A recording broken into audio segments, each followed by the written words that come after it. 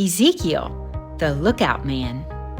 While Ezekiel was living in Babylon and working beside the rivers, one of the things God told Ezekiel was that he wanted him to be a lookout man. Do you know what a lookout man does? A lookout man stands on the edge of the land and he watches for any sign of danger or enemies. If he sees danger coming, a lookout man will yell and blow a trumpet to warn the people. Danger, danger, danger! He would yell and blow his trumpet as loud as he could. Doot, doot, doot, doot, doot, doot. Then people would jump to attention and be ready for the danger. They would not get hurt because they heard the doot, doot, doot, doot, doot, doot, and so they were ready. But if some people heard the sound of the lookout man's trumpet warning and decided not to listen, if they just kept on playing or sleeping or eating, then the danger would come and hurt them. But it would not be the lookout man's fault that those people got hurt.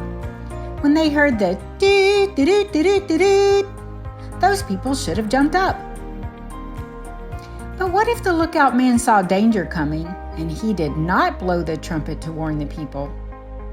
Maybe he got scared and ran away to protect only himself. Or maybe he wasn't paying attention and didn't see the enemy coming. Or maybe he just blew on the trumpet a little soft blow because he didn't like the noise of a loud trumpet. Do-do-do-do-do. Or maybe he never learned how to play the danger warning on his trumpet because he only liked playing happy music. Do-do-do-do-do. Do-do-do-do-do-do-do.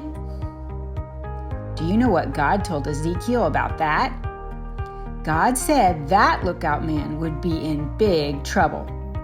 Because when the danger came, the lookout man didn't do his job.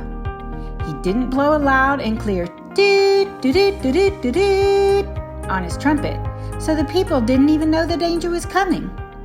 If someone got hurt from that danger, God said it would be the lookout man's fault.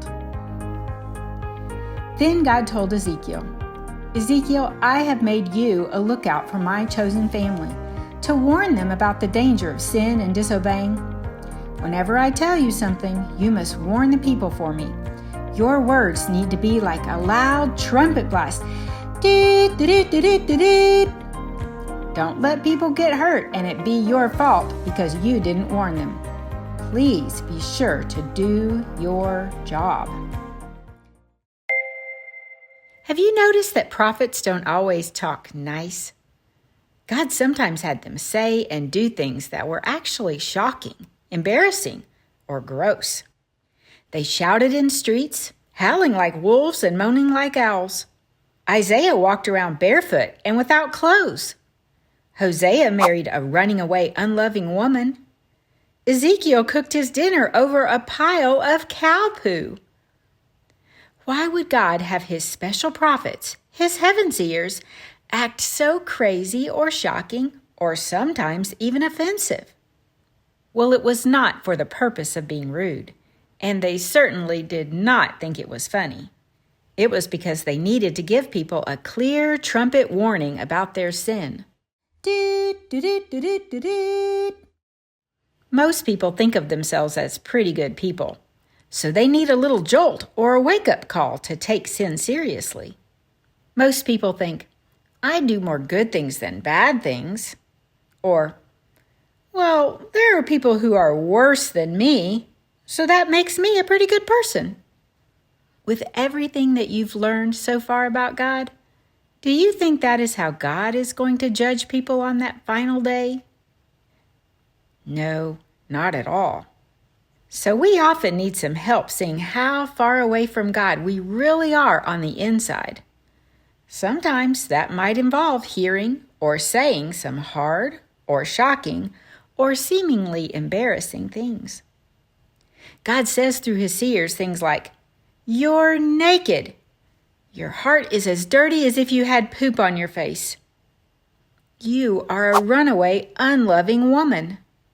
God does that so that the people who wrongly think, "Hey, I'm a pretty good person," now have a chance to really consider how their sin separates them from God. It's God's way to help people see Your little sins are not just little mess-ups or mistakes. They are crimes against me. A little selfishness here and there is just as much a crime against me as stealing or murdering. And it's hurting my relationship with you. So if you're wanting to be close to God yourself and help others to be close to God, then you have to do two things. 1, be willing to hear and respond to the trumpet calls to see sin in your own life. 2, be willing to blow that trumpet loudly and clearly to help others see sin from God's view too. The person who does those two things is a friend of God. And one more thing. When you talk to the people, also tell them, I don't want to hurt you. I just want you to change.